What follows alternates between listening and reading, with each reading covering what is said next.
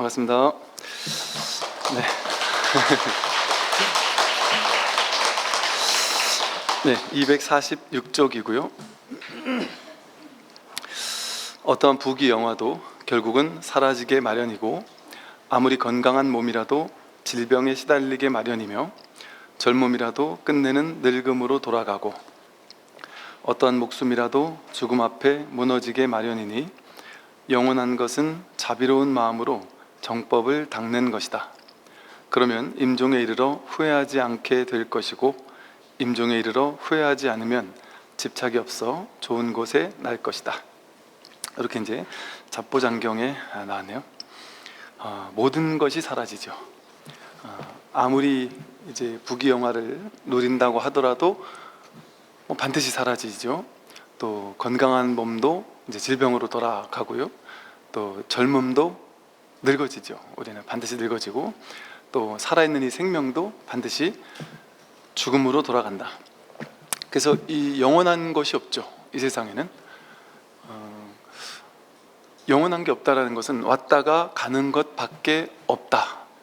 그런데 우리는 그 왔다가 가는 게 싫잖아요. 우리가 좋아하는 것들은 좀 계속 남아 있었으면 좋겠고, 계속 나라는 존재가 유지되었으면 좋겠고, 그런 마음이 있지만 영원한 것은 없다.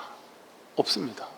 우리가 보고 만지고 느끼고 생각하고 할 수 있는 모든 일체 모든 대상, 일체 모든 것들, 몸 왔다 가잖아요. 생각 왔다 가고, 느낌, 감정, 모든 것이 전부 다 왔다가 가면 그것으로 끝이다. 거기 나라고 고정된 실체라고 할 만한 게 아무것도 없단 말이죠. 그래서 왔다 가는 허망한 거, 잠깐 드러났다가 자취를 감추는 것들, 그런 거에 목매고 살 필요가 당연히 없죠. 그러면 이제 우리들이 삶의 목적이랄까요? 그것은 내가 지금까지 살아온 인생을 가만히 살펴보면 왔다 가는 것 중에 이건 좋고 저건 싫다라고 분별한 다음에 좋은 것을 내가 붙잡아서 가지 못하도록 만들어야 되겠다, 이런 마음을 가지고 평생을 살잖아요. 그런데 그런 것은 없다. 하나도 없다. 하나도 붙잡을 수 있는 것은 없다. 그런데 이제 굳이 말로 표현하면 하나 있단 말이죠. 하나. 그게 바로 이 정법을 닦는 겁니다. 영원한 것은 자비로운 마음으로 정법을 닦는 것, 이것뿐이다. 왜냐하면 이 자비로운 마음이라는 것은 이 지혜가 곧 자비이기 때문에, 이 법을 닦는 것, 이 법을 공부하는 것, 이것만이 영원하니까. 그래서 이것을 열반 사덕이라고 해서, 열반은 상락아정이다. 항상 하는 건 이것뿐이다. 그리고 진정한 즐거움은 이것뿐이다. 그리고 우리가 나 하지만 진짜 나는 이게 진짜 나다. 이거 바로 이것이 가장 청정한 것이다. 그래서 상락아정이라거든요. 진정한 나의 특징은 항상 하는 걸 해야 되고, 항상 즐겁고, 이게 바로 나라고 할 만한 것이고, 이게 청정하고 깨끗한 것이다. 그랬단 말이죠. 이걸 이제 말이죠. 이게 상락아정 하니까 이거 말로 그냥 이 법을 이렇게 말로 표현해 보니까 어쩔 수 없이 항상 하는구나, 항상 즐겁구나, 이게 바로 진짜 나구나, 이게 바로 청정한 것이구나 라고 말할 수 있는 거지만, 이러한 상락아정인 무언가가 있구나 라고 생각해서 그걸 대상화해서 찾으려고 하면 그거는 또 틀렸죠. 그래서 이제 초기 불교만 불교다 이렇게 생각하는 일부 사람들 중에는 대승불교 열반경에서 말하는 이 상락아정은 석가모니 부처님의 가르침을 전면 위배되는 것이다, 이렇게 얘기를 한단 말이에요. 석가모니 부처님은 무아라고 했는데, 내가 없다고 했는데, 대승불교에서는 상락아정인 진정한 열반이 있다, 이렇게 얘기를 하니까 그거는 부처님 가르침과 틀린 것이다, 이렇게 얘기를 한단 말이죠.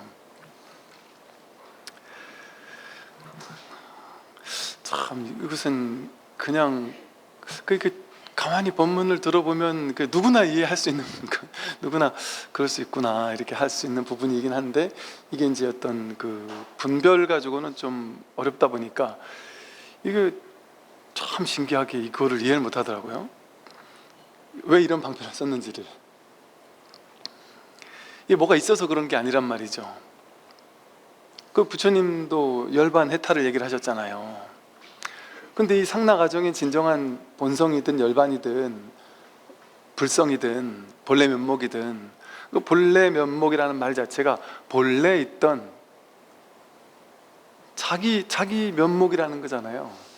본래 있던 진짜 자기란 얘기잖아요. 진짜 자기. 근데 자기라고 하니까 우리 고정관념 속에서 자기? 진짜 자기? 이거는 나라는 뭔가 자아라고 느껴지는 거예요. 근데 말을 자아라고 한 거지, 진짜 자기라고 한 거지. 자기의 본래 모습이 뭐냐 이거거든요. 본래 모습은 열반이고 해탈이죠. 탐진치 삼독이 있는 걸 보고 중생이라고 이름 붙인 거거든요. 근데 탐진치 삼독을 훅 불어 끈 걸 열반이라고 한 거예요. 그게 본래 면목이에요. 본래 면목을 확인했다 이 말은 법을 확인했다는 거거든요. 그러니까 일체 모든 생겨나고 사라지는, 인연 따라 생겨나고 인연 따라 사라지는, 연기하는 모든 것들은 실체가 없구나, 무하구나, 무상고무하구나, 그게 붙잡을 게 없구나. 그러니까 훅 벗어난단 말이에요. 그 자기에게서 벗어나는 거예요. 근데 이걸 그냥 이름 붙인 거예요. 이름 붙인 거. 뭐 이렇게 참나라고 이름 붙이든 불성이라고 이름 붙이든, 그러니까 이름 붙인 건 다 어긋나고 다 틀리는 거죠. 근데 그냥 임시로 이름 붙인 것 뿐이죠. 근데 그 이름에 사로잡혀 가지고 그 이름만 보고서는 그 참나잖아, 그러면 불교 아니네, 이렇게 생각하면 안 된단 말이죠. 이 상나가정하는 뭐가 따로 없다고요. 불성, 자성, 본래 면목이라는 뭐가 따로 없단 말이죠.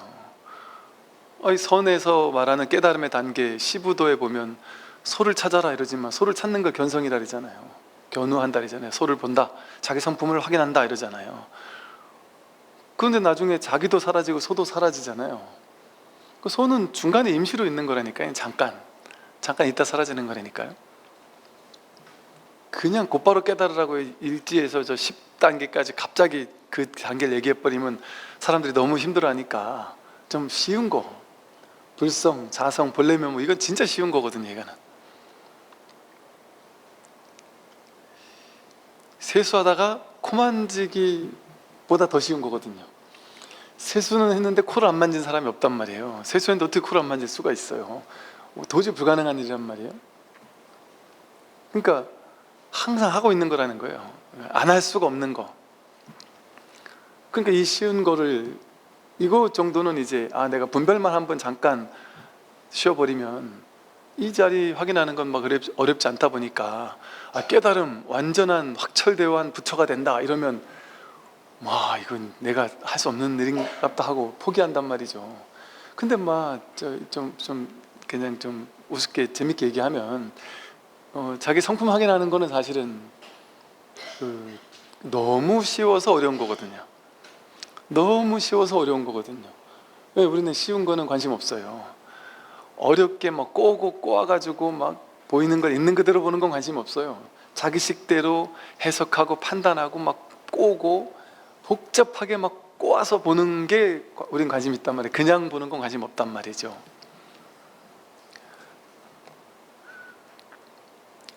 그러니까 참 그 세상 사람들과 이렇게 만나서 대화를 나눠보면 그러니까 이거는 이제 제가 어릴 때 이제 제가 이 공부가 많이 돼서 그런 게 아니라 저는 조금 그냥 어찌 보면 좀 멍청했던 것 같기도 해요. 그러니까 좀 세상을 잘 모르다 보니까 그냥 세상을 모르는 거죠. 그러니까 그냥 보이는 대로 본 거죠. 뭘 모르니까 그 사람 그렇다면 그런갑다, 그 사람 그랬다니까 그런갑다, 저렇다면 저런갑다, 이렇게 갔단 말이죠. 근데 이제 옆에서 이제 하는 얘기들을 가만히 들어보니까 분명히 이렇게 얘기해서 난 이렇구나 생각했는데 이 사람 저 사람 얘기를 들어보니까 그게 아니다. 지금 저 뒤에 숨은 뭔가가 있다. 이걸 알아야 되잖아요. 우리도 눈치가 빠른 사람은 이제 멍청한 사람은 눈치가 없어서, 감이 없어서 이 경우에 그렇다는 그런 줄 알고 이런단 말이죠. 근데 가만히 보면 사람들은 이걸 다 자기식대로 막 온갖 꽈가지고 해석한단 말이에요. 막 복잡다단하게 해석한단 말이에요. 근데 뭐 때로는 그런 것들 알아챌 필요도 있지만, 그걸 보면서 제가 참 느낀 것이, 야, 세상 사람들은 이 단순한 것을 단순하게 결코 보지 않는구나. 엄청나게 꼬아서 보는구나. 심플하게 볼 줄을 모르는구나. 그럼 그 사람이 뭘 도와줬어요? 그럼 그냥 도와준 거예요, 어찌 보면. 그런데 왜 도와줬을까? 제가 도와주고 나한테 뭘 더 큰 걸 받아가려고 왜 저러는 걸까? 그러니까 이런 걸 막 골치 아프게 생각하는 게 이제 분별심이 특성이란 말이죠. 그러니까 그것만 해봤다 보니까 그 있는 그대로를 있는 그대로 봐라. 보이는 대로 봐라. 뒷생각 따라가지 말고, 생각 따라가지 말고, 보이는 대로 보는 게 뭐예요? 그냥 거울처럼 보라는 거거든요. 그게 윗바사나예요. 있는 그대로를 있는 그대로 봐라. 그게 정견이죠. 어떻게 정견해야 돼요? 거울처럼 보는 거예요. 거울은 그냥 이렇게 보이는 게 다잖아요. 그 뒤에 숨겨놓은 거 모르잖아요. 그냥 비추는 것 뿐이지. 근데 이제 이렇게 거울처럼 보고 살면 이제 우리는 세상에서 좀 뒤처진다 싶고, 세상에서 이제 멍청한 사람 소리 듣죠. 그래서 그랬거든요. 그 선사 스님들이, 우리 앞에서 나왔죠.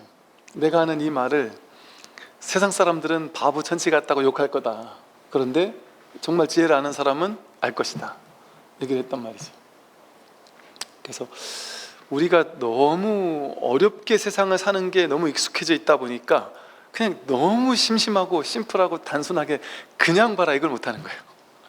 꼬아서 보는 건 잘하는데 그냥 보는 걸 못하는 거예요. 그냥 안 본 적이 없는데, 그냥 안 본 적이 한 번도 없는데, 그냥 이 말하고 이 말하고 이 소리하고 이 소리하고 이 소리하고, 소리의 모양은 다르잖아요. 소리의 모양은 다르죠. 근데 같은 게 하나 있죠. 그냥, 부처, 똥막대기, 중생, 부처, 똥막대기, 중생, 예수, 범죄자, 똑같은 게 있잖아요. 똑같은 거, 늘 한결같이 있는 거. 우리 마음이 그냥 순수한 거울이 돼보란 말이에요.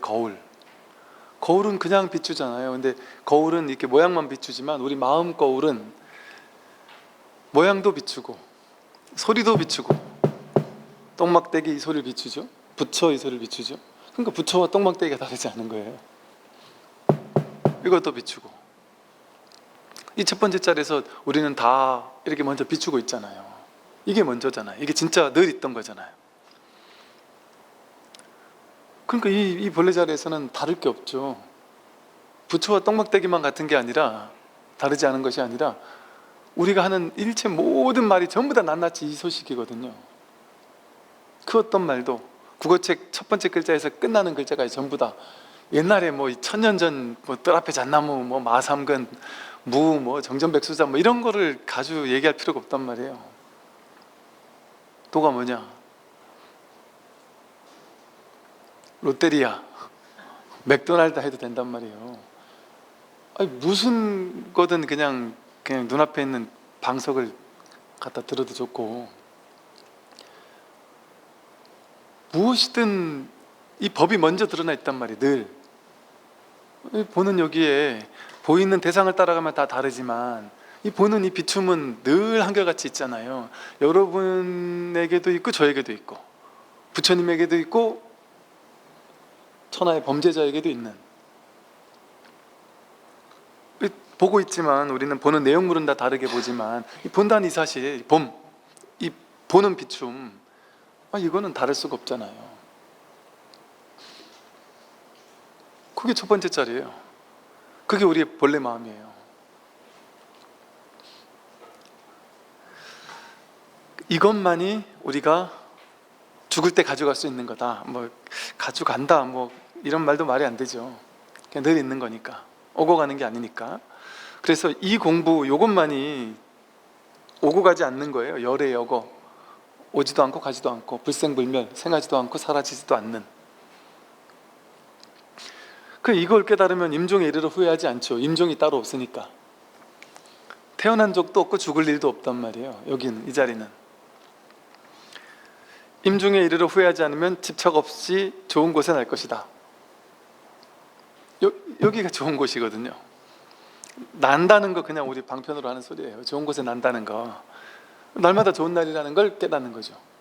나고 죽는 게 아니에요. 좋은 데가 나는 게 아니에요. 그냥 여기 늘 이것뿐이구나 하는 걸 깨닫는 거죠. 이게 좋은, 날마다 좋은 날이거든요. 여기가 극락이고 여기가 정토거든요. 늘 눈앞이. 이제 다음을 볼게요. 이제 조금 빨리 오늘 나갈게요. 오늘은 조금 그냥 현실적인 그냥 짜잘한 이야기들이에요. 부처님이 참 자상스럽게도 우리들에게 막, 우리 선사 스님들 보면 맨날 뜰 앞에 잣나무야 한 대 때리고 알겠느냐 이러고 막 거룩한 얘기, 도의 이런 얘기만 하잖아요. 그 부처님은 어때요? 부처님은 그 조사 스님들보다 훨씬 어떻게 얘기할지, 이 법의 자리에서는 똑같지만, 부처나 우리나 똑같지만, 부처님이 어쨌든 우리가 그 어떤 스승보다도 부처님이 가장 수승한 스승 아니에요? 그러니까 이 법을 깨달은 사람은 법만 얘기하는 거예요. 법을 깨달은 사람은. 근데 이제 부처님은 법이랄 게 따로 없단 말이에요. 그냥 현실을 얘기하는 거예요. 현실 하나하나가 전부 다 법이니까. 그러니까 맨날 현실 얘기를 하더라도 그게 다 법에 대한 얘기란 말이죠. 그러니까 이런 현실적인 얘기예요. 야, 부처님이 대석가모니 붓다께서 사람 바람 나고 막 이런 얘기를 하시나 싶은데, 그 거룩하신 부처님 이런 얘기 한단 말이죠. 여자가 스스로 제 몸을 지키지 못하고 바람이 나서 남편을 버리고, 남자가 마음이 방황해서 아내를 버리고 다른 여인을 따르는 경우, 이런 사람은 다 악도에 떨어진다. 악도에 떨어진다. 이래야 이제 이런 짓 안 할 거 아니에요. 옛날 사람들은 이런 일이 얼마나 많았겠어요. 또 그 다음 똑같은 얘기예요. 다른 사람의 부인과 침대에 눕는 자에게는 4가지의 대가가 돌아간다. 겁주는 거예요. 이렇게 실패, 불안, 비난, 그리고 지옥이 그것이다. 지옥 간다. 이래야 이제 옛날 사람들은 야, 내가 바람피면 큰일 나겠구나. 근데 지옥 가가지고, 그 지옥이 뭔데요? 지옥 가면 몸을 팔팔 끓는 튀김, 기름 팔팔 끓는 거, 우리 핫도그 집어넣는 그 팔 끓는 그 기름에 온몸을 통째로 집어 던져가지고 그냥 다 튀겨버린다. 그리고 몸을 던져가지고, 너 몸으로 부정한 짓을 하면 몸을 1000m 높은 곳에서 칼로 만든 칼 같은 거, 그냥 날카로운 칼을 꽂아놓은 산에다가 휙 던져버리면 온몸에 칼이 그냥 확 돼가지고 죽는다. 그리고 입으로 거짓말하고 삿댓말하고 욕설하고 이런 거짓말하고 남들 험담하는 말하고 이런 사람은 야차 지옥의 신들이 붙잡아가지고는 혓바닥을 이 법당만큼 뽑는단 말이에요. 혓바닥을 뽑아가지고 날카로운, 우리 요즘 말로 하면 도르코 면도날 같은 그런 칼날 쟁개를 가지고 그 칼로 혓바닥 위에서 쟁기질을 한단 말이에요. 칼을 난도질을 한단 말이에요. 혓바닥을. 그런 얘기를 하면, 와, 내가 욕 한마디 하고 그런 과보를 당한다면 욕하지 말아야 되겠다. 남들 험담하지 말아야 되겠다. 옛날 사람이면 이게 이제 겁주는 거죠. 어찌 보면 이게 이제 방편이란 말이에요. 이제 이 초보인들에게는 이렇게 얘기를 해야 사회의 질서가 유지되고 정의가 돌아가고 윤리 도덕적인 이런 계율적인 이런 이야기들을 하신 거죠. 그렇게. 왜 그러냐면요, 나쁜 짓을 하잖아요. 그런데 이런 얘기를 듣고서 이제 초보 단계에서는 이런 얘기를 듣고 겁을 먹어서 이런 일을 안 해야 되겠죠, 그죠? 그런데 이제 예를 들어 옛날에 5년 전, 10년 전 옛날에 이미 이런 짓을 했어. 내가 예를 들어 한 사람한테는 이런 얘기를 하면 안 돼요. 야, 너 경전 받지? 지옥 간다 그랬으니까 큰일 났다. 너도 참 딱하다. 나도 어쩔 수가 없다. 너 지옥 간다는데 어쩌겠냐. 이래버리면 그 사람이 얼마나 두렵겠어요. 벌벌벌 떨면서 절에 오겠습니까? 어차피 지옥 갈 게 정해진 사람인데 기왕 베린 몸하고 나쁜 짓 더 하지 않겠어요? 이 사람은 이제 이건 나쁜 짓 하지 말라는 거예요. 이런 얘기를 할 때는. 근데 이제 이미 1년 전, 2년 전, 3년 전에 나쁜 짓을 한 사람이 찾아오면 이런 얘기를 안 한단 말이죠. 참회하시라고 한단 말이에요. 깨끗하게 참회해라. 뭐 제가 죽을 때까지 참회하겠습니다. 아니다. 죽을 때까지 참회 안 됩니다. 그냥 지금 딱 부처님께 참회 한번 진심으로 해서 다시는 그런 일을 저지르지 않겠다고 진심으로 참회해라. 그러면 참회는 100% 된다. 그러고 툴툴 털어버리십시오. 그리고 이제부터는 그런 일 한 번도 하지 않은 사람처럼 청정한 마음으로 사십시오. 그건 다 이미 참회됐습니다. 그렇게 얘기한단 말이에요. 그런데 부처님이 그래도 지옥 간다는데 전 지옥 가지 않을까요? 지옥 그런 거 없습니다. 그 다 방편이지 어디 지옥이 있어요. 이렇게 얘기한단 말이에요. 그래서 그 사람의 죄의식에서 노연하게 해준단 말이에요.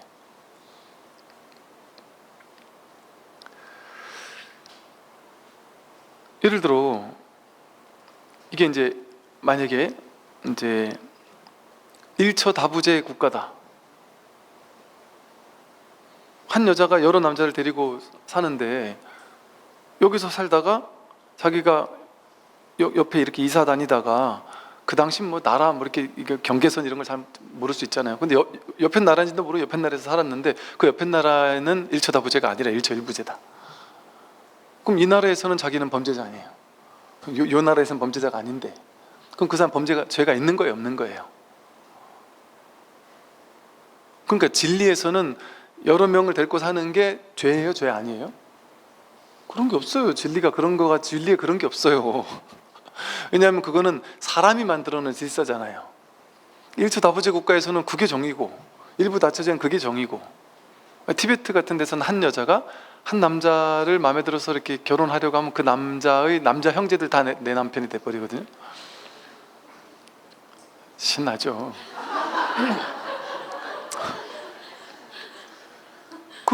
그걸 범죄라고 할 수 있냔 말이에요. 그거는 죄다 복이다라고 할 수 없죠. 왜? 그거는 부처님의 법이 아닌 거예요. 사람이 만들어 놓은 사람 간의 현실 세계의 질서를 정하기 위해서 만들어 놓은 거죠.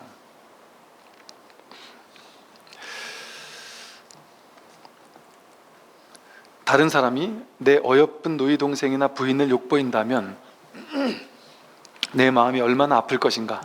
다른 모든 사람도 마찬가지다. 그러므로 수행자는 목숨을 잃는 한이 있어도 남의 여인에 대해 그릇된 생각이나 더럽혀진 마음을 일으키지 않아야 한다. 어찌 사악한 사음의 일을 생각이나 하겠는가. 그러니까 내가 음행 이것도 당연하지만 이것뿐만이 아니더라도 만약에 내가 누구에게 사기를 치려고 하는데 그 사람이 내가 사랑하는 사람이거나 그 사람이 내 자식이면 사기치겠어요? 우리 회사에 내가 있는 어떤 내가 차린 식당에 밑에 종업원을 뽑았어요. 20대, 30대 이제 젊은 친구들이 알바하러 왔어요. 어떻게 하면 요즘에 그런 친구들 많거든요. 일을 했는데 돈을 못 받거나 모르는 친구들이 많으니까 이제 무슨 주휴수당이 뭔지 모르고 뭐 이런 걸 아무것도 모르니까 그냥 야 이만 해도 많이 주는 거야. 어쩌지 해가지고 그냥 이렇게 닦아 먹고 이렇게 많이 안 주는, 제대로 안 주는 이런 분들이 가끔 있을 수 있단 말이죠. 그게 내 사랑하는 자식이라면 그러겠냔 말이에요. 이 사람을 막 어떻게 나쁜 짓을 할 때도 그게 정말 내가 사랑하는 사람이면, 내 자식이면 그러겠냔 말이죠. 근데 내 자식이 아니니까, 남의 자식이니까 그럴 수 있잖아요. 남의 가족이니까 그러잖아요. 남이라고 생각하니까 막 그냥 어떻게든 그 사람을 어떻게 해서라도 내가 이익 보면 된다 이러잖아요. 이게 이제 법을 몰라 그런단 말이죠. 법을 모르면 이런 일이 벌어진단 말이죠. 이 진짜 자기가 누군지를 깨닫고 난다면 나와 남이 없다니까요. 내 자식, 남의 자식이 따로 없다니까요. 이 세상에 한바탕 자기 마음의 다툼이라니까요. 삼라만상 온 우주가 전부 나인데, 내 자식도 아니에요. 나인데 어떻게 그 사람을 해를 끼칠 수 있어요? 그 사람 해를 끼치는 게 자기를 해를 끼치는 거고, 내 가장 사랑하는 사람을 해를 끼치는 것과 똑같단 말이에요. 근데 그걸 모르니까 이 못 만나고, 내가 인연 맺은 사람만 내 가족이고 내 자식이고 그렇다고 생각하는 거예요. 이게 어리석음이죠. 이게 아상에서 오는 어리석음이에요. 나다, 내 것이다, 내 가족이다 하는, 그것만이 내 게 아닌 거예요. 그러니까 인간부에서도 그러죠. 우리가 남들에게 베풀면, 근데 보세요, 자기 자식이나 자기 가족은 아상의 연장이잖아요. 내 자식이라니까 내 자식은 내 아상이잖아요. 그러니까 내가 내 자식한테 뭘 20년 동안 애들 키우고 막 그냥 그 가진 고생을 하면 다 키우잖아요. 키워도 계속 바라고, 바라서 계속 해주면 계속 더 바라고 더 많이 해달라고, 그래서 뭐 안 해주기 뭐 하니까 어쩔 수 없이 계속 더 많이 해주면, 신기하게 이게 내 거들은 어떤 특징이 있냐면, 내 거는 해주면 해줄수록 고마워하는 게 아니라 많이 해주면 많이 해줄수록 더 많이 안 해준다고 짜증을 내고 한단 말이죠. 불평불만 한단 말이죠. 더 많이 해주는데도 더 짜증을 내요. 더 많이 안 준다고. 내가 너를 이렇게 용돈도 많이 주면서 키웠는데, 이러면 그건 당연한 거지. 내가 이제 컸으니까 나한테 부모님 재산을 날 줘야지. 그거 왜 안 주냐. 자꾸 줘버릇하면 이게 내 건 줄 알고 이제 이런단 말이죠. 아니, 법륜스님께서 늘 보면은 20살 이전까지 애들 키우기, 경제적으로 독립하기 전까지는 내 자식인데 내가 키워야 되니까, 자식들도 부모님 말을 들어야 된다. 그때는 독립을 안 했으니까. 근데 경제적으로 독립할 쯤이 되면 부모도 내 자식이라 생각하면 안 된다. 내 거 아니다. 자식도 내 부모라 생각해서 자꾸 뭐 뜯어갈라면 안 된다. 내 게 아니라니까. 이거 내 자식 아니라니까요. 그러니까 그 줘야 될, 무조건 뭐 내 자식이니까 이럴 의무 사항이 이제 없단 말이죠. 키워놨으면 됐지.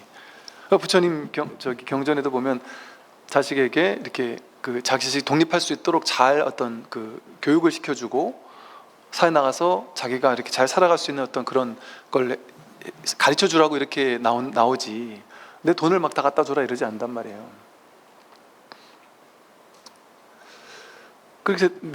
그래서 내 아상이 연장되는 내 거라고 느끼는 것들은 다 고마워할 줄을 모르는 거죠. 근데 이제 내 게 아닌 남의 거는 어떠냐면, 요만큼 줬는데도 너무 고마워해요. 내 거는 이만큼을 줘도 욕하는데, 내 거 아닌 사람들은 요만큼만 줘도 고마워한단 말이에요. 기대가 전혀 없었으니까.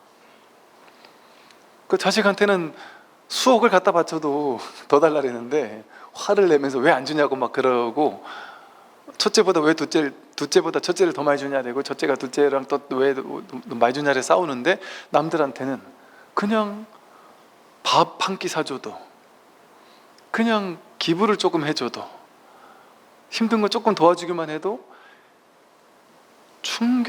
뭐랄까 놀라운 감동을 받아요. 여러분, 나와 전혀 1도 인연 없는 사람, 나와 전혀 인연이 없는 사람이 내가 정말 힘들 때 나를 진심으로 도와주는 게 경험해 보셨나요? 내가 정말 무너져 내릴 것 같을 때, 내가 정말 힘들어서 죽을 것 같을 때, 그 누구도 나를 도와주지 못하고, 그 누구도 나를, 뭐랄까, 내가 진짜 힘들 때 되니까 다 나를 등지는구나 싶어서 정말 막 울고 싶고, 세상에 정말 내 편 하나도 없구나 싶을 때, 그럴 때 꼭 물질적으로가 아니더라도 마음으로라도 진심으로 다가와서 나한테 정말 진심으로 자기 일처럼 아파해주고 이런 사람을 만났을 때 그 기분 어떻습니까? 그때 그 기분은 정말, 이 사람 어떻게 이런 사람이 있을 수 있지? 그 사람이 자식에게 매일 우린 그러고 살잖아요. 근데 자식은 그 고마운지 모르죠. 근데 자식에게 하는 걸 한 번만 남에게 하면 어때요? 그 자식은 평생을 그렇게 도와줘도 감사한지 크게 모를 수도 있지만, 그 똑같은 행위를 남에게 그냥 한 번 했는데 그 사람은 평생 기억한다니까요. 그 고마움을 평생 기억하고 평생 간직해요. 평생 감사해하고 너무너무 감동해하고. 뭐가 더 효율적이에요? 뭐가 더 아니, 똑똑하면 계산을 잘해야죠. 남들에게 베푸는 게 자기에게 베푸는 거라니까요, 진짜로. 그래서 이런 말이 있죠. 주는 것은 사실은 받는 것이다. 우리는 주는 건 없어지는 건 줄 알아요. 근데 주는 게 받는 거라니까요. 이걸 법을 알면 주는 게 받는 거예요. 내가 자꾸 빼앗아 가는 거는 손해 보는 거예요. 손해 보는 거. 내 걸 잃는 거랑 똑같은 거예요. 왜냐하면 이 법에서는 내 자식만 내 자식이 아니거든요. 남들이 다 내 자식이거든요. 나거든요, 나. 그러니까 불교에서 자비를 베푸세요. 사랑과 자비를 베풀고 나누고 자비관을 하고 이렇게 친절을 베풀고 이런 말을 하는 거예요. 그들이 자기니까. 근데 넌 또 다른 나란 말이에요. 또 다른 나인 수많은 너에게 내가 자식에게 맨날 하는 거, 우리 평생 자식 밥을 해 먹이잖아요. 그 맛있는 거 돈 한 번 안 받으면서 해 먹이잖아요. 근데 예를 들어 식당 주인이다. 식당 주인이 전혀 모르는 사람 돈 안 받고 그냥 밥 한 끼 주면 그 사람은 얼마나 고마워하겠어요.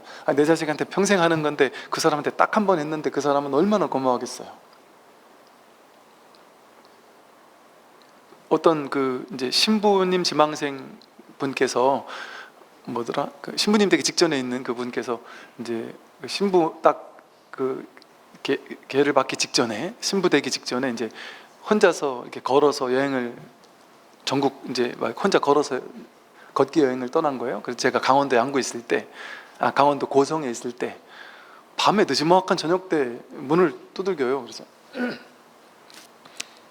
봤더니 제가 이제 곧 신부가 될 사람인데 성당에서 재워달라고 성당을 갔는데 뭐 지금 신부님도 안 계시고 뭐 하여간 뭐가 그러면서 저를 가르쳐 주세요. 우리 저를 가르쳐 저기 가면 지어줄 거라고. 그래서 왔다라면서 뭐 이래저래 이야기 나누고 차도 마시고 그 얘기 들어보니까 그냥 지금 한 몇 개월을 그냥 이렇게 다니면서 여기저기 다니면서 돈도 안 가져 다니면서 그냥 다니는데 너무 감동을 받았대요. 진짜 우리나라 사람들에게. 왜 그러냐 했더니 한 20대 후반쯤 된 분이신데 와 정말 우리나라 사람들 정말 왜 이렇게 따뜻한지 정말 너무너무 감동이었다고 그래요.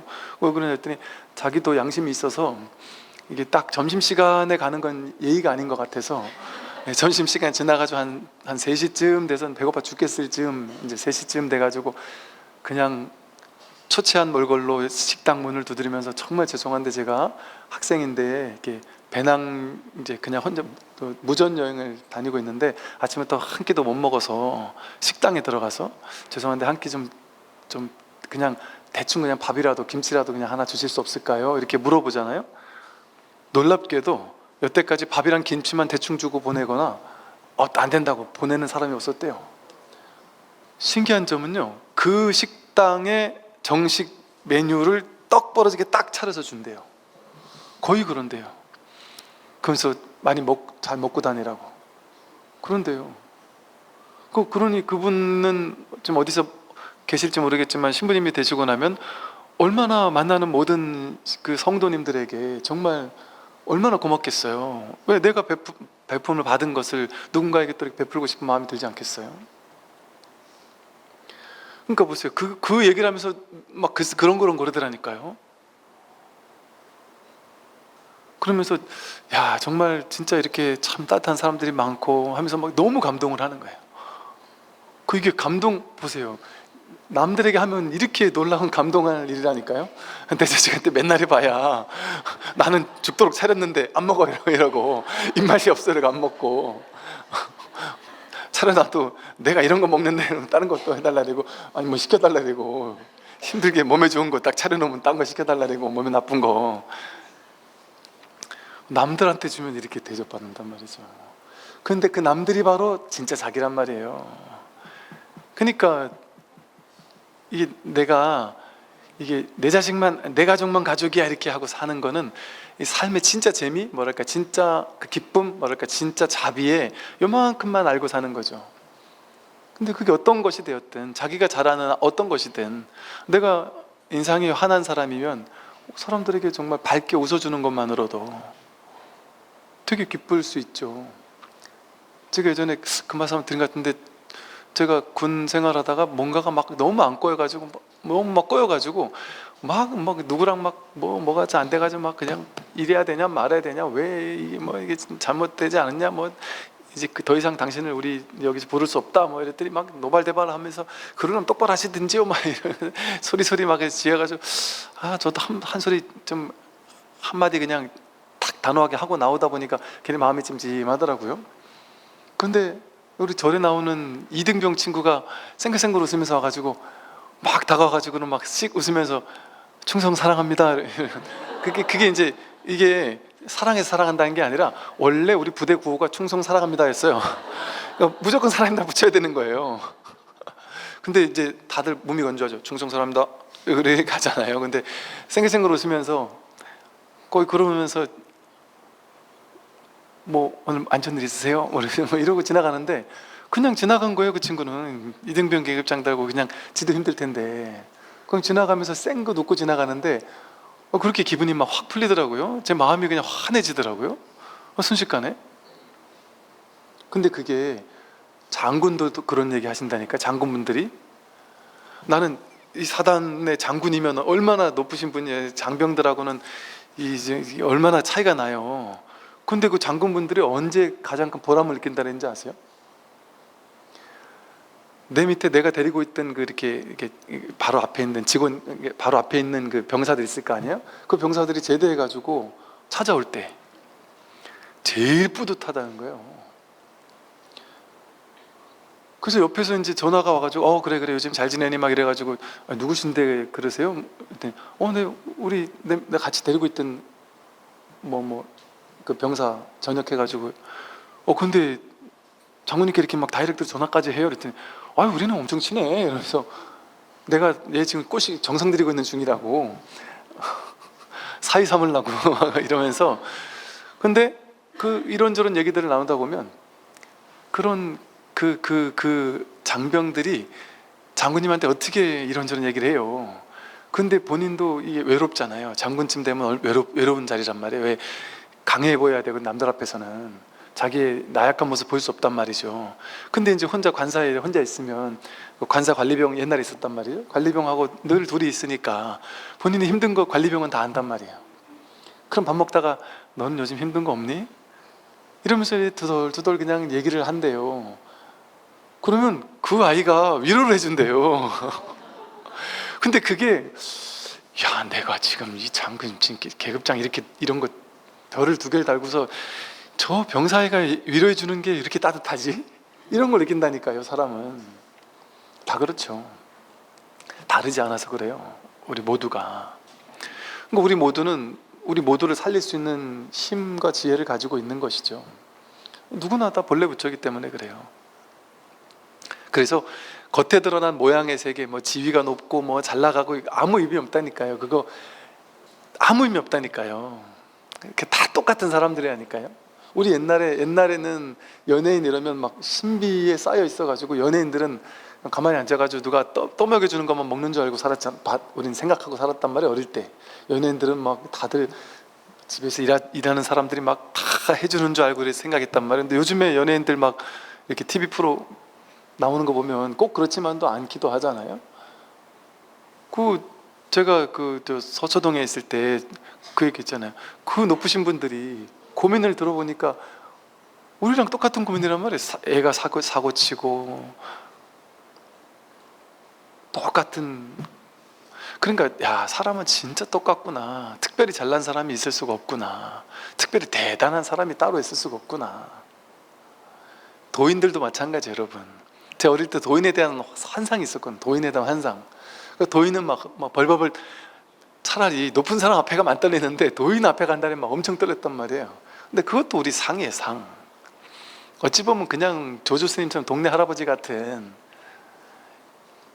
마을 사람들 맨날 와가지고 의다가고 그러면은 화를 버럭 내면서 내가 지금 여기 와서 보지도 하나 안 하면서 말이지 맨날 뜯어갈 생각만 하고 보살님 그러고도 신자야? 이러면서 불교를 할 수 있는 거냐 하면서 막 화를 버럭 내고. 그게 조조 스님이란 말이에요. 그렇게 남들이 바로 자기고 자기 가족과 똑같다 이렇게 생각하면 저절로 자비심이 나오겠죠. 모든 남자는 나의 아버지이며 모든 여인은 나의 어머니로 알아라. 부모님은 세세생생 나를 낳아서 나로 하여금 도를 배우게 하심으로 이제 깨달음을 얻는 것은 다 부모님의 은혜이니 사람이 도를 배우고자 하면 먼저 효도로서 정진하지 않으면 안 된다. 부모를 효도로서 섬기는 데서 오는 과보는 보살이 받는 과보와 동등하다 이랬어요. 이런 얘기도 있단 말이에요. 부모님에 대한 이런 효도에 관련된 이제 구절도 있어요. 인연을 맺어줘서 우리가 이 보세요. 이 몸이 내가 아닌 입장에서 보면 어때요? 모두가 돌이 아닌 우리 그냥 이 본 바탕이란 말이에요. 우리 모두가 동등하단 말이에요. 이 법의 자리에서는 너와 내가 둘이 아니란 말이에요. 내 거 남의 게 서로 다르지 않단 말이에요. 내 가족과 남의 가족이 다르지 않고 우리 부모와 남의 부모가 다르지 않다니까요. 그런 차별이 없어요. 그러니까 이 법의 자리에서는 그 어떤 둘이 아니란 말이에요. 이 세상 모두가 더 친소 관계가 없어요. 더 친한 사람, 친하지 않은 사람 이런 게 없어요. 평등한 관계예요. 이 법계에서는. 그 모양의 세계에서나 부모가 있고 자식이 있고 이런 거거든요. 그러니 사실은 우리는 부모님은 나 먹이 살리는 게 당연하지 이렇게 생각하지만 그게 당연한 게 맞습니까? 이 분별의 세계에서나 당연한 거죠. 분별의 세계에서나. 분별의 세계에서는 내 배로 나면 이게 내 건 줄 알아요.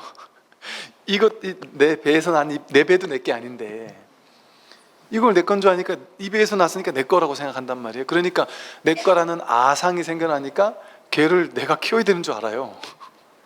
그게 이제 이 지구별 돌아가는 시스템인 거예요. 이 중생계가. 그래야지만 애들이 살 수 있잖아요. 안 그러면 내 자식 낳는데 내 자식 아니라고 생각하면 그걸 막 갖다 키우겠어요. 그러니까 이 사람들한테 이게 이렇게 인연을 맺어주는 그런 시스템이란 말이죠. 근데 이게 이제 내 건 줄 알고서 그렇게 키운단 말이에요. 근데 본래는 내 거니까 없잖아요. 그런 입장에서는 어때요? 부모님이 나를 키워준 거는 연고도 없는 이 지구별에 혼자서 뚝 떨어졌더니 누군가 어떤 아줌마랑 아저씨가 나를 지 자식이라고 하면서 나는 지게 아닌데 누구 것도 아닌데 그냥 이 우주의 것인데 어떤 아줌마 아저씨가 내 아들이라고 하면서 나를 막 먹여 살리고 막 키워주고 똥을 싸도 그 더러운 똥을 막 닦아주면서 이 얼마나 대박이에요. 어찌 보면 난 그냥 거저 왔는데 그냥 막 나를 돌봐준 사람이 있다는 게 얼마나 고마운 일이에요. 그 두 분에게는 얼마나 고마운 일이에요. 우린 남들한테 한 끼만 얻어먹어도 고마운데 20년 넘게 나를 그렇게 키워주고 먹여주고 하니까 얼마나 고맙고 감사한 분이에요. 그런데 우리가 고맙고 감사하다는 생각을 잘 못한 이유가 뭘까요? 당연하지. 부모니까. 부모니까라는 게 자기 아상이라는 게 생각이라니까요. 부모 자식이라는 그게 연기, 인연 따라 생긴 거 생각이잖아요. 부모, 자식, 인연 따라 생겨난 분별 망상이에요. 생각이에요. 생각이에요, 생각. 진짜 부모가 아니고 진짜 자식이 아니라니까요. 우리 모두가 한 가족이에요, 사실은. 그런데 특정한 어떤 사람들이 나를 키웠다. 그러면 사실은 기가 막히게 고마운 거죠. 그러니까 효도를 해야 되는 거예요. 그걸 갚아야 된단 말이죠. 얼마나 고마운 분들이에요. 참으로 감사하고 고마운 분들이죠. 그러니까 참 부모님들에게는 부모니까 당연히 했지 이러고 그냥 넘어갈 게 아니라 부모님들 돌아가시기 전에 잘해야 되겠네요. 저부터도 그렇고. 비록 100년을 살지라도 마음이 어리석다면 고요한 마음으로 하루를 사는 것만 못하다. 이거 되게 유명한 구절이거든요. 노래도 있어요. 비록 100년을 산더라도 어리석게 살면 100년 동안 분별망상을 쌓으면서 산 거잖아요. 업지면서 산 거잖아요. 신구의 삼업을 가지고 온갖 업장을 쌓아가면서 악업을 지으면서 산 거잖아요. 100년 동안.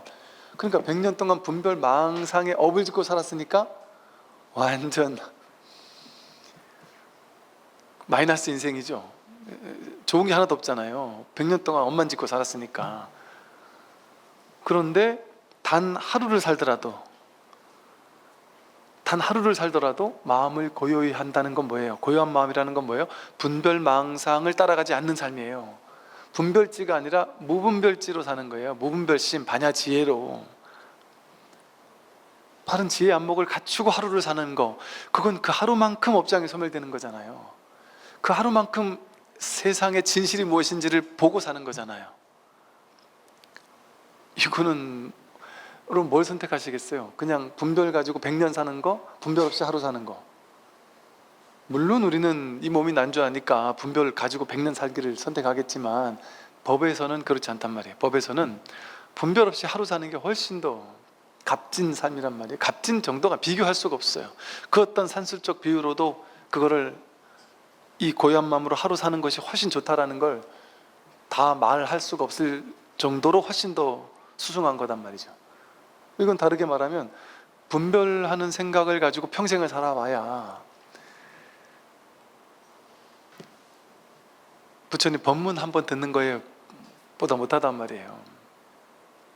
그러니까 법문을 들으면서 정말 내가 마음 자세, 법문 들을 때 마음 자세가 중요해요. 마음 자세를 가지고 정말 내가 정말 진지하게 듣게 되면 그 순간 내 마음이 고요해진단 말이에요. 그 순간 분별을 여인단 말이죠. 그래서 이 부처님 가르침을 떠올리는 것만으로도, 그래서 부처님께서 말씀하신 게 일반 사람들에게 이런 말씀 많이 하셨어요. 3념, 6념 이랬어요. 우리가 항상 분별 망상을 생각하고 살지 말고 항상 이 3가지, 6가지를 생각해라 그랬어요. 3념, 이건 불법승이에요. 불법승을 항상 염해라 이거거든요. 부처를 염해라, 법을 염해라. 염이라는 건 항상 기억해라, 항상 잊지 마라 이거거든요. 항상 마음에 부처님을 품고 살고 법을 품고 살고 승을 품고 산다. 그리고 계율을 품고 살고 또 보시를 품고 살고 염시, 염계, 염천, 내가 좋은 일 해가지고 천상세계 나는 것, 즉 이제 인광보를 항상 떠올리라든가 이런 식으로 6념 이런 말이 있어요. 그게 이제 염불의 효시예요. 염불. 항상 부처님을 염해라 이랬단 말이에요. 근데 불법승, 계율, 보시 이런 걸 항상 염하고 살라고 했단 말이죠.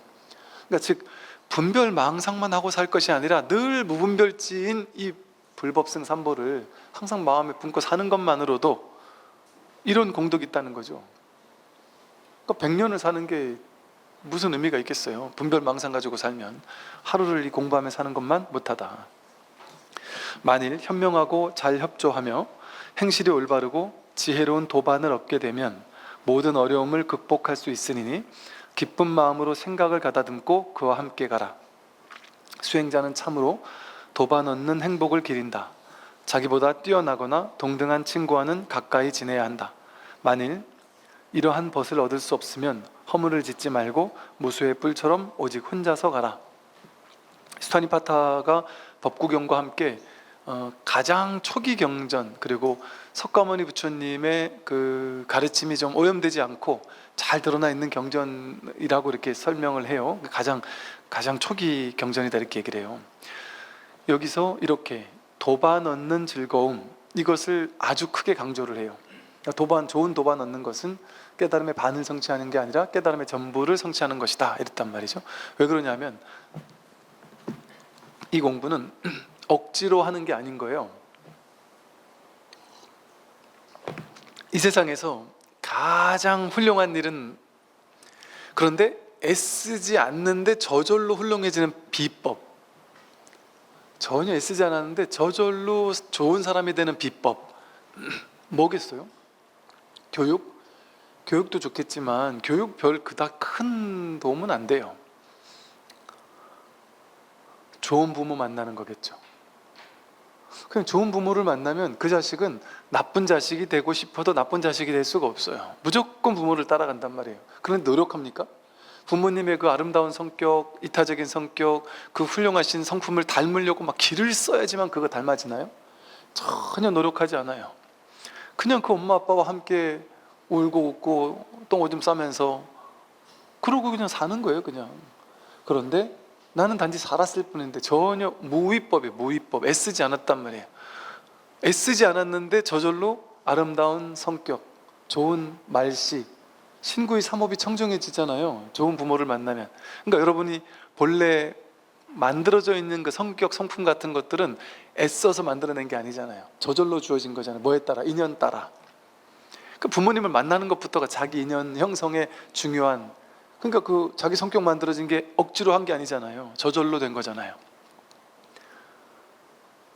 가장 중요한 자기 성격이라는 게 인생에서 제일 중요하잖아요. 근데 그게 내가 만든 게 아니라니까요. 그냥 훈습된 거예요. 그 분위기에 있으면 그 분위기 속에 살았을 뿐인데 그냥 저절로 물드는 거였단 말이에요. 그게 진짜 공부거든요. 유의 조작이 아니에요. 그러니까 학교에서 이제 부모님한테 아주 좀 안 좋은 거를 많이 배운 아이들은요, 학교에서 아무리 교육을 시켜도 안 바뀌어요. 진짜 어지간해서 안 바뀌어요. 장병들도 마찬가지예요. 이거 교육이라는 건 한계가 있어요. 한계가. 이거 많이 해야 그제 가서 이제 조금씩 바뀌지. 한 번 1시간 딱 듣는다고 그렇게 확 바뀌겠어요? 그러나 그 1시간 듣고도 정말 진지한 자세로 정말 그래서 저 뒤에서 듣는 사람하고 요 앞에서 듣는 사람이 다를 수밖에 없어요. 학교 다닐 때도 그러잖아요. 공부하겠다 맘먹고 오는 사람은 저 앞에 와서 딱 듣잖아요. 아니, 뒤에 계신 분은 지금 뭐라는 게 아니고, 그런 게 아니고. 그래서 이제 여러분, 이게 비결이 이 깨달음의 비결이 사실은 이거예요. 지금까지 불교 역사, 2500년 역사에서 깨달음의 비결 이거예요. 이게 거의 98%는 이거예요. 99% 얻어 걸려요. 깨달음은 어떻게 얻어 걸리는지 아세요? 좋은 스승이 얻어 걸리는 사람에게 깨달음은 저절로 얻어 걸리는 거예요. 그런데 2500년 인류 역사 속에, 불교 역사 속에 좋은 스승을 만날 확률 얼마겠어요? 불가능에 가까울 정도죠. 좋은 스승이 없는 시대에 태어난단 말이에요, 대부분 사람들은. 그러니까 얻어 걸릴 수가 없는 거예요. 그러니까 깨닫는다는 건 말도 안 되는 일이었단 말이에요, 지금까지. 그런데 임재, 조주, 황병, 마조, 육조 스님, 그런 분들이 계시는 마을에 얻어 걸린 사람들은 얼마나 복이에요. 나는 태어났는데 마침 우리 동네에 사는 할아버지가 우리 위대한 스님이었단 말이에요. 예를 들어 이거 얼마나 기가 막히게 얻어 걸린 거예요. 그러면 애쓰지 않는데 그냥 깨닫는다니까요. 애쓰지 않았는데 깨닫는다니까요. 그래서 불교에서는 사자상승, 스승과 제자, 이거를 법맥을 중요시 여겨요. 특히 옛날에는 왜 그거가 아니고선 깨달을 수가 없으니까 거의 깨달을 수 없었어요. 독각이라는 게 있지만 독각은 정말 가물에 콩나듯, 그 가물에 콩나듯이 진짜 몇백 년에 한 명 나올까 말까 한 희유한 일이었어요. 독각은 전부 다 스승 잘 만나면 그냥 깨닫는 거예요. 어이없이. 부처님 당시에 법문 들으러 처음 온 제가자들이 막 그룹을 지어가지고 부처님 법문 듣자 해가지고 막 수십 명이 막 그룹을 지어서 부처님 법문 와서 딱 앞에 앉아가지고, 왜냐면 이 사람들은 오늘 한번 법문 듣고 가면 이제 못 보거든요. 그러니까 수십 명이 막 와가지고 줄지어 와가지고 부처님 앞에 듣고 법문 딱 들었단 말이에요. 그런데 그날 법문 딱 듣고 대부분이 깨달아서 딱 돌아가는 일들이 많다니까요. 이제 이 불교에서는 여기서 뭐 300, 500명 이런 얘기 많아요. 500명, 1000명 이런 얘기 많아요. 그냥 실제 500명이 아니겠죠. 그냥 많다 이런 얘기를 500명 이렇게 쓴 것 같아요. 왜냐면 500명이 일시에 아랑까지 듣게 되는 게 너무 많이 나오니까 이게 아무리 봐도 뻥인 것 같은데, 그런데 그 인원수는 많다는 개념이겠지만 그게 저는 진짜 뻥인 줄 알았거든요. 근데 지금 제가 보니까 절대 뻥이 아니다가 확실해요. 처음 법문 듣고 그 자리에서 그냥 깨어날 수 있다니까요. 전혀 안 되는 게 아니에요. 물론 그것도 그 사람의 시선이 있어야 되겠지만, 안 되는 사람 안 한 존자처럼 부처님이 평생을 가르쳐도 안 되는 인연도 있고, 되려고 하면 정말 너무나도 쉽게 깨닫는 수도 있단 말이에요. 그게 거짓이 아니다란 말이죠. 그 불교 경전에 나와요. 근데 그게 전 거짓말인 줄 알았어요, 옛날에는. 근데 그건 진짜인 거예요. 그건 정말인 거예요. 왜 가능하겠어요? 내가 부처님 딱 앞에 와가지고 정말 듣겠다, 내가 정말 간절한 마음으로 듣겠다 하는 마음으로 들으니까 된단 말이에요. 그러면 된단 말이에요. 근데 이제 자세가, 집에서 이제 리모컨 유튜브 하나 켜놓고 님 하루 종일 떠들어라 하고 이제 뭐 청소도 하고 밥도 하다가, 심지어 법문은 법문대 나오면서 TV도 보고 싶고 뉴스도 보다가 뭐 전화도 하다가 뭐 이래저래 뭐 하다가 누워서 이렇게 자다가 또 듣다가 뭐 깨다가, 이것도 뭐 나쁜 건 아닌데 안 듣는 것보단 난데, 그러더라도 그 한 번쯤은 이렇게 직접 와서 듣든지, 직접 와서 듣기가 어렵다면 지구 반대편에 있는 분들이 이 법문 듣는 사람 많아요. 예를 들어 이렇게 얘기해, 그런 분들한테는. 그러면 당신이 어떻게 법문을 듣느냐, 평소에는 그냥 틀어놓고 들으시되 일주일에 한 번이라도 내가 비행기 타고 한국에 가서 렌트를 해가지고 차를 몰아서 저 뭐 경북 상주가 됐든 부산 어디까지는 가가지고 힘들게 가서 법문 듣고, 그러고 다시 또 이제 돌아와서 차 반납하고 비행기표 타고 저 지구 반대편으로 돌아가는, 그런다라는 정신으로, 그런다라는 마음가짐으로 내가 2박 3일을 이 법문 들으라고 왔어 하는 마음으로 유튜브를 딱 켜세요. 지금 이게 지금 화면이 아니다, 마음에서 난 2박 3일 지금 비행기 타고 와가지고 지금 이 법문 듣는 거다, 이분이 나를 위해서 1:1 과외로 법문하고 있다, 나 들으라고 하는 소리다, 딱 그 자세로 딱 들으면 어떤 일이 벌어지는지 아세요? 뇌과학에서는 실제와 그 허상을 구분을 못한다 그러거든요. 내 마음에서 정말 그런 자세로 들으면 그게 코앞에서 와 있는 거라 동등한 효과가 있을 수 있어요. 효과가 있을 수도 있다. 그러니까 그런 자세로 한 번쯤 이렇게, 그러니까 그게 중요한 거예요. 이 공부에서는 자기 마음 자세가 가장 중요한 거예요. 마음 자세가. 그래서 그냥 이렇듯이 좋은 법을 만나면 나는 애쓴 게 없는데 그냥 저절로 되는 것처럼, 이게 좋은 도반 만나고 좋은 승가를 만나고 하면 그냥 나는 거기 그냥 슬렁슬렁 그냥 뭐 할 일도 없는데 뭐 심심해서 그냥 왔다 갔다 했을 뿐이에요. 그냥 일주일에 한 번씩 왔다 갔다 했을 뿐이에요. 그런데 나도 모르게, 말하자면 나도 모르게 업장이 무너져 내리고 성격이 바뀌고 분별 망상이 쉬어지고, 이게 딱 그렇게 말할 수 있어요. 아, 그래서 업장 소멸이라고 했구나. 이런, 이 법문 듣는 게 수행이거든요. 그러니까 수행을 통해 업장이 소멸되는 거라니까요. 근데 애쓰지 않는단 말이에요. 그렇게 애쓰지 않는단 말이에요. 그래서 이 법문 들으러 오는 것도 막 애써서 법문 들으러 오려고 막 죽도록 노력할 필요 없어요. 저절로 마음 나면 해라는 거예요. 마음 나면. 왜? 내가 애쓰지 않는데 저절로 너무 하고 싶어 죽겠으면 그럼 하라는 거예요. 그게 발심이거든요. 그러니까 발심이 나면 누가 시키지 않아도 한다니까요. 발심이 안 나면은 못해요. 발심이 안 나는데 어떻게 하겠어요. 이 귀한 시간을 빼가면서 어떻게 공부하러 오겠어요. 그래서 진짜 현명하고 잘 협조하고 지혜로운 도반을 얻으면 모든 걸 극복할 수 있다. 그와 함께 가라. 이 공부에서는 참으로 도반 없는 행복을 기리는데, 이 공부에서 나보다 뛰어나거나 동등한 친구와 가까이 지내는 게 좋다. 그런 벗을 얻는다면 무수의 뿔처럼, 그런 벗이 없다면 차라리 무수의 뿔처럼 혼자 가는 게 나아요. 그러니까 어떤 분들은 그래요. 스님, 제가 유튜브로만 법문을 듣다 보니까 우리 내 주변에는 이 공부하는 사람이 아무도 없어요. 우리 동네에는 이 공부하는 사람이 아무도 없어요. 그러면 그냥 무수의 뿔처럼 혼자서 가면 돼요. 주변 사람들에게 막 얘기했는데도 영 안 들어요. 안 들으면은 그 자꾸 막 듣게 막 굳이 막 그럴 필요 없단 말이에요. 시절 인연이 안 되면 안 듣는다니까요. 안 들어요. 그런데 그 사람이 좀 힘들다 싶을 때 이렇게 한번 들어봐 이러면 그땐 또 들어요. 시절 인연이 되면. 근데 아직 그런 도반을 얻지 못했다? 그럼 억지로 도반 얻으려고 막 길을 쓸 필요 없어요. 그냥 무소의 뿔처럼 혼자서 공부하면 돼요. 혼자서. 어떤 분이 그러시대요. 요 북한산 어딘가를 가가지고 혼자서 맨날 다니면서 법문을 듣는데요.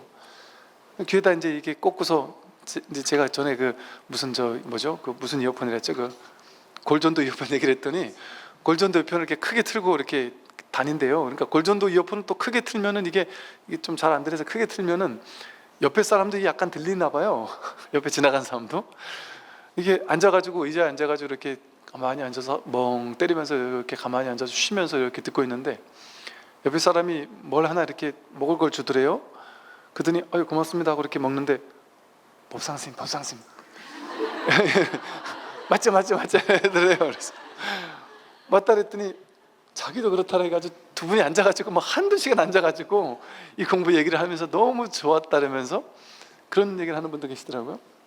그러니까 억지로 그런 좋은 도반이 없으면 그냥 무쇠불처럼 혼자서 가다 보면 또 좋은 인연들을 어디서 어떻게 만날 수는 알 수가 없어요.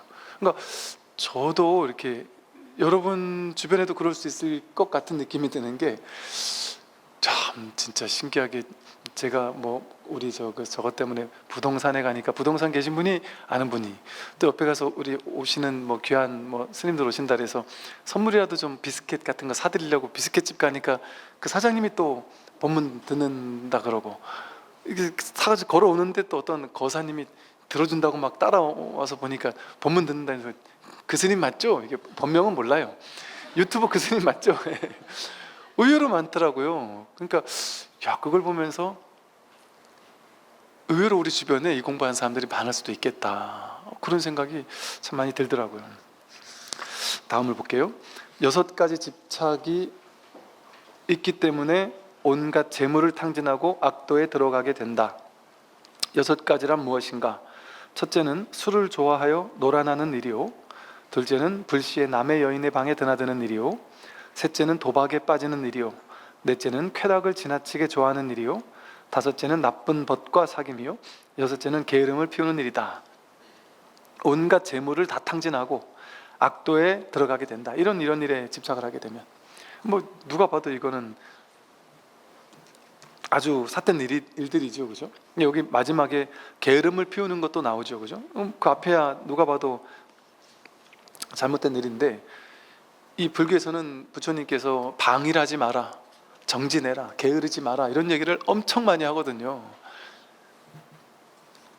그러니까 이게 사람들이 불교를 잘 모를 때는 마음을 비워라, 집착하지 마라, 고요히 해라, 심지어 요즘에는 무소유 이런 얘기들이 많았다 보니까 불교는 마음을 비워야 돼. 욕심도 가지면 안 되고, 돈도 벌면 안 되고, 무소유인데 돈도 벌면 안 되고, 열심히 살아도 안 되고, 성공해도 안 되고, 그냥 있으면 돼. 그냥 쉬면 된대. 그러니까 쉬는 게 공부래. 난 그냥 쉴 거예요. 난 불교 공부를 하기 때문에 가만히 앉아서 아무것도 안 하고 그냥 쉴 거다. 이렇게 오해하는 사람들이 있어요. 완전 오판한 거야. 그렇게 쉬는 게 아니에요. 부처님은 계속해서 게으름 피우지 마라, 방일하지 마라, 정진하라는 얘기를 끊임없이 했단 말이에요. 이게 마음을 진짜 쉬게 되면 무한 동력으로 일을 하게 돼 있어요. 선어록에 그런 얘기 있어요. 멈추면 멈출수록 더 움직임이 살아나고, 무궁무진하게 움직이는데도 불구하고 딱 멈춰 있다는 거예요. 이 법의 자리에 딱 부동심이라 그러잖아요. 부동하고, 이 법의 자리는 움직임이 없어요. 열에 여고 오지도 않고 가지도 않아요. 내가 수백 수천 가지 온갖 일을 하고 왔다 갔다 하고 아무리 바쁘게 다녀도 터럭 하나 움직인 게 없단 말이에요. 부처님처럼 그렇게 열정적인 힘을 가지고 온 천지를 걸어 다니면서 법을 전하고, 그 열정을 가지고 수많은 사람을 만나면서 법을 전했지만 한 발 뗀지 않았단 말이에요. 움직인 바가 없단 말이에요. 그러니까 겉으로 봤을 때는 게으르지 않게 끊임없이 움직인 건데, 부처님만 쉰 거예요. 하되 하는 법 없이 한 거기 때문에 하나도 한 게 아닌 거예요, 그거는. 그래서 진짜 이 공부는 그렇게 게으르게 사는 게 아니에요. 세속에서든 이 공부에 있어서든 게으르게 그냥 방이라고 이렇게 사는 것이 아니다. 현실에서도 열심히 사는 거예요. 현실의 삶을 열심히 살고, 이 공부도 열심히 하고, 그렇게 하는 것이 공부지. 그냥 진짜 할 일 없이 산다는 게 마음에 할 일이 없는 거지, 현실에서 할 일이 없는 게 아니에요. 현실에서 할 일 없으면 큰일 나죠. 현실에서는 바삐 살아야지. 어떻게든 정할 게 없으면은 어디 도움느라고도 다니고, 어디 주변 사찰에 가서 뭔가 도움이라도 이렇게 이렇게 도량 청소라도 도와주시고, 또 어디 사회복지 단체 가서 이렇게 뭔가 이렇게 봉사 같은 것도 하고, 또는 하다못해 사회복지 단체 가서 봉사하고, 거기서 이렇게 요즘에는 그런 데서 봉사를 하면 도장을 찍어 준다대요. 이렇게 몇 시간 도장을 찍어줘서 나중에 내가 늙어서 이제 내가 움직이지 못할 때가 되면 내가 도장 찍은 시간만큼 돌려받을 수 있는 마일리지가 있다대요. 이제 그거 찍으러 다녀야 되긴 하겠지만, 동네 다니다가 보면 막 쓰레기 같은 거 많잖아요. 우리 주변 동네만 다녀도 온갖 쓰레기 많은데 그거는 가만히 보면 도장 안 찍어주잖아요. 도장 찍어준 건 뭐냐 하면 너 요만큼 했지? 오케이, 그만큼 나중에 돌려줄게. 그러면 복을 요만큼에 제한시키는 거예요. 복이 요만큼만 딱 제한되는 거잖아요. 눈에 보이는 복이니까. 그럼 무량대복이 아니잖아요. 함이 있는 복이잖아요. 내가 이만큼 했으니까 언젠가 이만큼 받겠지. 그리고 남들이 나 복 주는 걸 알잖아요. 이거 완전 무주상보식 아닐 수 있잖아요. 근데 길을 걷다가 동네에 그냥 쓰레기가 있다. 그럼 비닐봉지 그냥 버리니 뭐 하나. 비닐봉지에 막 주워가지고 아무도 안 알아준단 말이에요. 아무도 안 알아주겠죠. 그게 무량대복인 거예요. 무주상보신 거죠. 그게 왜 무주상보시겠어요? 그 누구도 알아주지 않으니까, 티나지 않으니까. 근데 그게 왜 복일까요? 이 자연 그대로가 자기거든요. 내가 내 방 청소하는 거랑 똑같다니까요. 길거리에 있는 휴지 줍는 게 내 방 청소하는 거랑 똑같다니까요. 다 내 방 아닌 게 없어요. 내가 길을 걷는 모든 곳이 자기 집이에요. 우리가 보통 일본 갔다 오면 그런 얘기 많이 해요. 와, 일본은 신기하게 길거리에 쓰레기가 없고 뭔가 모르게 신기할 정도로 깨끗한 느낌이 들대요. 그런 생각을 못했는데, 우리나라 살 땐 그런 생각을 못했는데 일본 갔다 오고 나니까 희한하게 우리나라는 곳곳에 쓰레기가 많대요. 정말 많아요. 우리 그 쓰레기 줍는 스님 계세요. 그 스님이 저희 동네 왔을 때 100리터짜리 이렇게 막 엄청 큰 거 또는 50리터짜리 이런 쓰레기 봉투를 막 몇 개를 엄청나게 사오시는 거예요. 그래서 스님 이거 우리 한 10사람밖에 안 되는데, 그리고 여기는 스님 도시랑 달라서 시골이라 그렇게 쓰레기가 없어요. 이렇게 많이 사실 필요가 없어요. 제가 봤을 때 한 두세 개만 있어도 거기까지 가는 동안 충분할걸요. 그랬더니 허허 웃으시더니 따라와 봐. 누구 말이 맞나 보자. 그러던 그 짧은 구간을 걸으면서 정말 그 많은 게 꽉꽉 차더라고요. 신기하게 그렇게 많대요. 그 시골 촌에도. 그러니까 참 그렇게 뭔가 이렇게 사는 게 좋겠죠. 병이 없는데도 별도로 국과 밥을 찾지 말지니 마땅히 배우라. 이미 밥과 국을 얻고서 더 얻기를 바라지 말지니 마땅히 배우라. 옆 사람의 음식과 비교된다고 불만을 일으키지 말지니 마땅히 배우라. 마땅히 바로의 주의를 집중하여 게으름 없이 관할지니 마땅히 배우라. 너무 많은 양의 음식을 한꺼번에 먹지 말지니 마땅히 배우라. 밥때가 되기 전에 입을 벌려 밥을 기다리지 말지니 마땅히 배우라. 밥을 입속에 넣은 채로 말하지 말지니 마땅히 배우라. 이게 율장이라고 해서 스님들이 지켜야 되는 이제 계율만을 이렇게 쭉 적어 놓은 이 율장이 있어요. 별의별 게 다 있어요. 뭐 하지 마라, 뭐 하지 마라, 뭐 하나하나 막 다 이렇게 나온단 말이죠. 음식을 먹을 때, 뭔가를 먹을 때, 뭐 입을 때, 뭐 차를 탈 때, 뭐 모든 게 의식 중 모든 게 다 마찬가지겠죠. 있는데 더 얻기를 바라지 말고, 남들과 비교하면서 그것보다 못하다고 해서 불만 갖지 말고, 비교, 우위 뭐 이런 걸로 괜히 막 우월감 느낄 필요도 없고, 또 음식을 먹을 때 주의를 집중해서 게으름 없이 관하라 이랬단 말이에요. 음식을 먹을 때 물론 뭐 TV 보면서 먹고 이럴 수도 있겠지만 한 번쯤 혼자서 이렇게 먹을 때 이게 명상센터를 갈 필요가 없어요.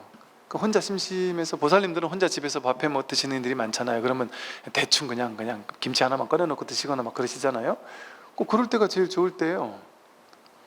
그냥 맛대가리 없는 맨날 그냥 오래된 김치 하나 먹고 먹으면 맛도 없잖아요. 그냥 죽지 않으려 그냥 안 먹기 뭐 하니까 그냥 먹고 그러잖아요. 그럴 때가 공부하기 좋아요. 맛없는 반찬밖에 없을 때, 먹을 게 별로 없을 때, 그럴 때 그냥 밥 먹는 게 목적이 아닌 거예요. 그냥 밥을 입에 넣고 씹고 반찬을 입에 넣고 그냥 씹으면서 씹고 있는 전 과정을 그냥 지켜봐 보세요. 반찬이 이렇게 반찬 하나하나에 담겨진 그 고유의 맛, 그 재료 고유의 맛 같은 것들을 그냥 하나하나 그냥 이렇게 음미하면서 이렇게 드셔보세요. 그러면 실제로 그 과학에서 그래요. 이게 독이 들어있는 음식도 입에서 오래오래 씹으면 그 독성분이 사라진다 그러거든요. 또 안 좋은 성분들이 막 있던 것도 입에서 오래오래 씹어가지고 많이 씹으면서 침하고 오래오래 섞이면 그 성분이 좋아진대요. 그리고 또 더 놀라운 건 이걸 그냥 별 생각 없이 먹는 거가 아니라 주의 집중해서 그거를 그대로 그 음식을 씹는 걸 느끼고 관하면서 씹잖아요. 그러면 훨씬 그 성분이 좋게 바뀐다는 거예요. 이건 양자물리학 같은 데서 그런 연구 같은 걸 많이 하거든요. 근데 그게 그럴 법한 게 양자물리학에서 어때요? 볼 때와 안 볼 때, 안 볼 땐 그게 없는 거라고 그래요. 양자물리학에서 이 파동, 가능성으로만 존재하다가 내가 현미경을 가지고 알갱이를 보기 위한 의도를 가지고 볼 때 그 전까지는 파동이었다가 내가 볼 때 거기서 알갱이로 바뀐다는 거예요. 내가 다시 안 보면 얘는 다시 파동이 된다는 거예요. 그래서 귀신 같은, 도저히 귀신 같아서 이거는 신비하기도 하고 귀신 같아서 알아볼 수 없는 뭐 미립자의 세계 뭐 어쩌고 이런 얘기를 하거든요. 이게 귀신 같다는 거예요. 분명히 없다는 거예요. 없는데 내가 보면 있다는 거예요. 의도를 가지고 보면 있다는 거예요. 이 세계가 그렇다니까요. 여러분 마음을 내면 그때 여기 있다니까요. 여러분이 볼 때 있다니까요. 안 볼 땐 그게 있는 점인지 알 수가 없어요. 내 세계에서는 그게 없단 말이에요. 내가 볼 때 그 세계가 의미를 지녀요. 내가 의미를 부여하고 내가 보면서 의미를 부여할 때 그때 그게 있는 거예요, 사실은. 그러니까 소리를 듣고 있는데 내가 딴 생각하고 있으면 그 소리에 집중 안 했잖아요. 그 소리를 듣지 않은 거잖아요. 딴 거 집중하고 있었잖아요. 그러니까 계속 소리가 들렸는데 난 못 들었어요. 분명히 그 소리는 와서 꽂혔는데 나에겐 없었던 소리지요. 그럼 그 소리가 없었던 게 아니잖아요. 명백한 증거가 있잖아요. 이걸 녹화한 사람이 누가 있다면 난 그런 소리 안 들었는데? 그 거짓말하지 마라. 분명히 소리 들렸는데 넌 안 들었다는 게 말이 되냐? 난 절대 안 들었어.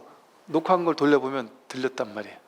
근데 그땐 자기는 분명히 명백한 현실로 안 들었어요. 그러니까 보세요. 내가 들었다는 사실이 진짜인가요? 내가 주의를 집중할 때만 진짜라니까요. 그러니까 제가 63빌딩이 진짜 있나요? 하고 내가 볼 때 있는 거지 그게 어떻게 진짜 있는 거예요? 라고 얘기를 하니까 머리로 이해 안 되죠. 63빌딩을 지나갔어도 거기 전혀 주의 집중을 하지 않고 있었다면 그건 없는 거예요. 내 인생에 내가 못 본 거고 봐도 없는 거고.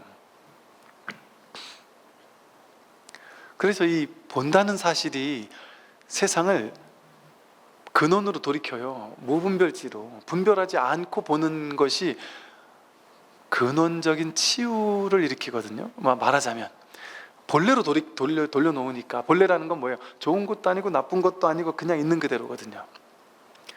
그냥 있는 그대로 볼 때 모든 것은 제자리를 찾게 돼요. 있는 그대로의 실상으로 딱 드러난단 말이죠. 실상처럼 좋은 게 없어요. 좋고 나쁜 게 좋은 게 아니에요. 그냥 진실을 보는 게 좋은 거지.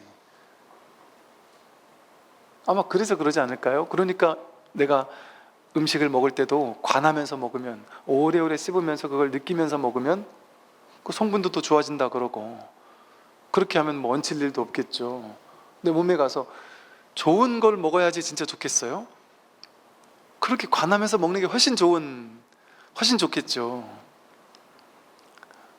엊그제 TV를 보다 보니까 그런 어떤 한의사분이 그런 얘기를 하대요. 요즘에 현대인들이 어마무시하게 영양제 많이 먹잖아요. 건강기능식품 어마무시하게 많이 먹잖아요. 저도 많거든요. 왜냐하면 많은 분들이 본인이 정말 먹는 것 중에 좋은 거, 이거 너무 좋아요, 이런 걸 저한테 하나씩 줘요. 좋으면 또 얘기하세요 이러면서 주세요. 근데 뭐 많은 얘기하기 뭐 하니까 뭐 구체적인 얘기는 안 하고 그냥 주시죠. 근데 저는 이게 많은데 이게 뭐가 뭔지 모르겠단 말이에요. 그러니까 저는 사실은 이게 옛날에는 사실은 막 별로 안 먹었고 요즘에는 그냥 막 이게 뭔지 모르겠지만 이분이 뭐 나를 그 아끼는 마음으로, 이렇게 사랑하는 마음으로 내가 몸이 좋아졌으면 좋겠다라는 그 마음으로 주신 게 아닐까 싶어서 그냥 이렇게 심심할 때 그냥 뭔지도 모르고 이렇게 몇 개씩 돌아가면서 먹어요. 가끔 한 번씩. 근데 그래 먹으면서도 속마음으로는 이게 과연 이게 뭐 그래서 저는 그냥 그 약효를 먹는 게 아니라 그냥 마음을 먹는다 이런 느낌으로 그냥 먹어요. 그냥 마음을 먹는 거죠, 어찌면. 그런데 어젠가 그 한의사 선생님이 그 얘기를 하대요. 그 되게 유명한 한의사 분이래요. 근데 그 얘기를 해요. 5만 가지 건강기능식품, 알약으로 된 온가지 뭐 무슨 비타민제며 뭐 영양제며 뭐 엄청 많이 있잖아요. 그 모든 것들이 어느 거는 뭐 무슨 어디 무슨 버섯에서 채취해가지고 만든 알약이고, 어떤 건 어디에 있는 뭐 심해에 있는 뭐를 채취해서 이렇게 뽑아내는 알약이고, 어떤 건 무슨 그 뭐 버섯에서 나온 것도, 어떤 건 어느 나무 그 나무가 좋은 거라서 그 나무에서 나온 거, 어떤 건 뭐 블루베리에서 나온 거, 뭐 이런 온갖 것에서 나온 걸 가지고 알약을 만들잖아요. 그 알약 속에 그거에 진짜 그거에 좋은 성분이 얼마나 들어있겠냐는 거예요. 희박할 수밖에 없다. 그게 어떻게 그게 농축돼서 그렇게 들어있겠냐. 그리고 그거는 화학적으로 가공한 거라는 거예요. 화학적으로 가공을 하게 되면 그 본연의 것이 파괴가 된다는 거죠. 그게 이게 환상이라는 거예요. 전부 다 모양의 세계인 거예요. 쉽게 말하면 모양으로 우리가 다 그냥 그렇게 믿고 사는 먹는 거지. 그런데 그분이 그러더라고요. 그래서 솔직히 말하면 그 효과 없습니다, 이렇게 얘기를 하더란 말이죠. 그러면서 완전 없다라기 미안하니까 좀 눈치가 보였겠죠. 그러니까 물론 효과가 전혀 없는 건 아니다. 플라시보 효과는 있다, 이러더란 말이에요. 위약 효과, 내가 이거 먹었으니까 뭔가 나 든든한 것 같아 하는 그 효과는 있다는 거죠. 한의사, 그것도 유명한 한의사분께서 TV에 나와서 그렇게까지 얘기를 하면 당신도 완전 거짓말을 얘기를 하면 안 될 거 아니에요. 근데 그게 그냥 저한테는 그 얘기가 너무 지극한 상식이더란 말이죠. 저도 이제 옛날 친환경 먹고 관련된 거를 배웠다 했잖아요. 너무 상식인 거예요. 그런 옛날 그 구절이 기억나요. 그 프렌치 프라이라고 하는 그 감자튀김은 감자가 아니다. 감자튀김 속에 감자가 좋은 성분은 1도 없다. 이런 얘기를 들었거든요. 또 이게 뭐죠? 이렇게 무슨 그 감자 동그란 그 과자 있잖아요. 이렇게 프링글스 이런 것들은 감자인 줄 알고 그게 몸에 좋은 줄 알고 애들이 먹는다는 거죠. 근데 그거는 감자가 아니다, 이렇게 얘기하더란 말이죠. 그 감자의 성분은 이미 그걸 튀기고 뭐 화학 성분을 뭐 하고 하면서 다 사라졌단 말이에요. 껍데기밖에 없는 거라는 거죠. 그러니까 몸을 죽이는 온갖 그냥 그런 거밖에 없다는 거죠. 그래서 그 한의사분이 그 얘기를 하더라고요. 그거 먹는 거보다 훨씬 효과가 좋은 게 그냥 산에 있는 풀 하나 갖다 직접 뜯어 먹거나, 차라리 그 비싼 돈 주고 뭐 이거 알약 한 통에 뭐 10만 원이라 하고 뭐 5만 원, 3만 원이라 하잖아요. 그거 사 먹을 돈으로 차라리 유기농 마트 같은 데 가서 유기농 야채 사다가 내가 그냥 된장 찍어 먹으면 그게 훨씬 좋은 성분이 많다, 뭐 이런 식의 얘기를 하더라고요. 근데 뭐 참 너무 어찌 보면 너무 당연한 이야기인 것이죠. 근데 지금의 세계는 너무 정말 그 모양의 세계, 가공된 정말 그 분별의 세계, 그게 세상을 지배하는 것 같아요. 그러니까 진짜는 우리가 관심이 없어요. 이렇게 가짜만 관심 있지. 제가 이제 저희 상주 대원 정사는요, 저희 절이 오기 전까지는 거기 진짜 오지 중에 오지고 그 길 끝나는 지역이라 절 앞으로 가는 도로는 막혀 있거든요. 더 이상 길이 없어요. 그러니까 사람들이 오지 않는 동네죠. 그러니까 완전히 사람의 때를 타질 않았을 거 아니에요. 그래서 그런지 그 절 주변에 천지 빼가리 보약들이 널려 있어요, 그냥.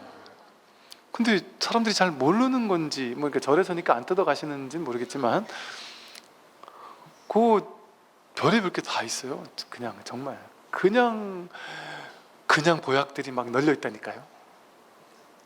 그 뒷산으로 이렇게 뒷산 이렇게 올라갔다 내려가는 길이 있거든요. 거기 왔다 갔다 해도 별의별 게 다 있고, 절 주변에도 막 그냥 온갖 뜯어먹을 게 많아요. 근데 봄에는 엄청 많았단 말이에요. 근데 이거는 뜯어먹어도 끝도 없이 뜯어먹었을 때니까요. 근데 그걸 그냥 가만 놔두면 잡초잖아요. 뜯어서 버려야 되잖아요. 그러니까 우리 절에서는 이렇게 혹시나 이렇게 오시게 되면 비닐봉지 하나 가져 뜯으셔도 괜찮아요. 저희는 뜯어 먹어도 다 못 먹으니까. 아는 사람은. 왜냐면 이렇게 뜯어주면은 그거는 우리는 그냥 저 잡초 제거 안 해도 되니까 풀 뽑아주는 거니까 고맙고. 근데 별게 다 있어요. 정말 별게 다 있어요. 근데 사람들이 의외로 모르더라고요. 근데 그게 그런 잡풀들 있잖아요. 저희 좀 힘들어도 우리가 일부러 농약 같은 걸 전혀 안 치고 있거든요. 그냥 자연 그대로의 풀들이에요. 자연 그대로의 풀들은 그냥 다 갖다 뜯어 먹어도 괜찮아요. 그런 거 그냥 뜯어 먹는 게 진짜 그게 보약 아닐까요? 그런 생각이 들어요. 음식이 아무리 맛이 있더라도 제 양을 초과하여 먹어서는 안 된다. 오직 기력을 도와 몸을 이롭게 하는 데에서 그칠 줄 알아야 한다. 수행자는 음식을 탐닉해서는 안 된다. 사람은 누구나 자신에게 부여된 음식의 양과 수명이 있다. 그러므로 자기의 몫이 아닌 음식과 수명을 탐내서는 안 된다. 탐한다고 해서 자기의 몫이 아닌 것이 더 오지는 않는다. 이런 말 있죠. 자기가 평생 먹을 음식 양이 정해져 있다. 자기 음식 식복이 정해져 있다. 이런 얘기를 하죠. 그래서 미리 땡겨 먹어버리면 빨리 죽는다. 이제 식복을 다 했기 때문에 빨리 죽는다. 이런 얘기도 있죠. 그러면 좀 소식하는 게 오래오래 사는 거겠죠. 실제로 또 소식을 하면 적게 먹으면 더 오래 산다고 하고 몸도 더 건강해진다고 하죠. 그래서 이제 그런 얘기들이 또 실제로 있어요. 그래서 그러게 정말 당연히 뭐 이게 어느 정도 도움이 되는 것 같아요.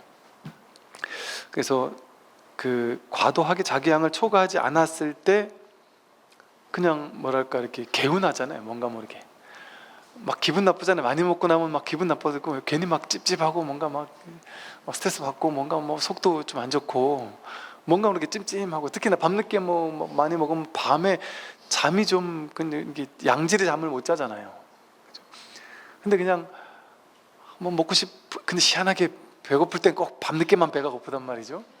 근데 에라 모르겠다 하고 그냥 확 자버리면 그 다음날 하루가 그냥 깔끔해요. 하루가 깔끔한데 그걸 그냥 TV를 꺼야 돼요. 그래서 TV를 끼면 항상 9시, 10시, 11시 요쯤에 맛있는 라면 팅팅 불는 얼굴 그 다음날 뿔기 제일 좋은 라면 같은 거 선전 많이 나와요. 아니 저도 라면을 잘 안 먹는데 멸치갈비 별로 그렇게 잘 안 먹고, 혹은 뭐 한 번씩 뭐 비빔국수 이런 거 먹고 싶긴 한데 뭐 어지간하면 그냥 굳이 먹고 싶지 않으면 안 먹는데, 저녁 때 한 번씩 이렇게 TV에 심심 TV를 켜다 보면은 라면이 TV에 있는 라면은 훨씬 맛있어 보여요. 그러면은 먹기도 애매하고, 그래서 양심은 있어가지고 정식 라면을 먹으려니까 양심이 걸려서 요만한 조만한 컵라면 있잖아요. 요 쬐끄만 컵라면 그걸 한 번씩 먹을 때가 있거든요. 근데 참 그럼 뭐 기왕 먹으려면 이게 저희식 없이 먹으면 되겠죠. 뭐 모르겠어요. 그냥 맛있게 먹어요. 근데 이제 이런 거 가르침들도 이제 방편으로서 아주 좋은 가르침인 것 같아요. 들릴 땐, 이게 되게 유명한 구절이에요. 되게 중요한 구절이에요. 들릴 때는 들리는 것만 있게 하고, 볼 때는 보이는 것만 있게 하고, 생각할 때는 생각만 있게 하라. 이 말이 뭐겠어요? 들을 때 우리에게 뭐가 있냐면, 들을 때 듣는 듣는 귀가 있고, 들리는 소리가 있고, 듣는 귀가 들리는 소리를 듣는 이 듣는 소리의 접촉이 있고, 이 듣고 나면 거기에 대한 해석 판단하는 분별의식이 있어요. 이걸 18개라 그래요. 안근이 색경을 촉해서 안식이 일어난다. 이걸 18개라 그러거든요. 12연기에서도 나오잖아요. 또 귀 이자를 써서 이근이 소리 성자 성경을 촉하면 이 식이 일어난다 이런단 말이에요. 18개가 촥 펼쳐진단 말이죠. 분별이 이렇게 일어난단 말이에요. 들음 그것뿐인데, 들을 때는 듣는 것만 있게 한다는 게 뭐예요? 여기서는 듣는 들리는 대상, 듣고 난 해석, 벌써 3개로 쪼개지잖아요. 여기 3개가 있잖아요. 근데 이렇게 3개가 있으면 안 된다는 거죠. 여기 정말 3개가 있느냐 이거예요. 무안이비서신의 무색상행미촉법 무한계 내지 무의식계라는 말처럼 18개가 실제하지 않는단 말이에요. 그럼 어떻게 알 수 있어요? 관하면 알 수 있어요. 들을 때 생각하면, 여기서 귀와 소리가 접촉했을 때 생각했다 하면 이식이 일어나잖아요. 소리에 대한 인식이 일어나잖아요. 그럼 벌써 쪼개지는 거예요. 세 개로 쪼개지는 거예요. 이식이 일어났다면, 분별심이 일어났다면 벌써 들리는 나와 들리는 것, 그거의 접촉, 거기서 일어나는 인식이 네 개가 쫙 펼쳐진단 말이에요. 실제는 그런 게 없어요. 여기서는 우리 알아듣기 쉽게 하려고 들을 때는 들리는 것만 있게 하라고 했는데, 있게 하는 게 아니에요. 그냥 여기서 들으면 분별하는 건 하는 거잖아요. 애쓰는 거잖아요. 유의 조작이잖아요. 노력해야 되는 거잖아요. 그거 하지 말라는 거예요. 그냥 애쓰지 말라는 거예요. 아무것도 하지 말라는 거예요. 그냥 아무것도 하지 않으면 안 들려요? 들려요. 아무것도 하지 않아도. 아무것도 하지 않고,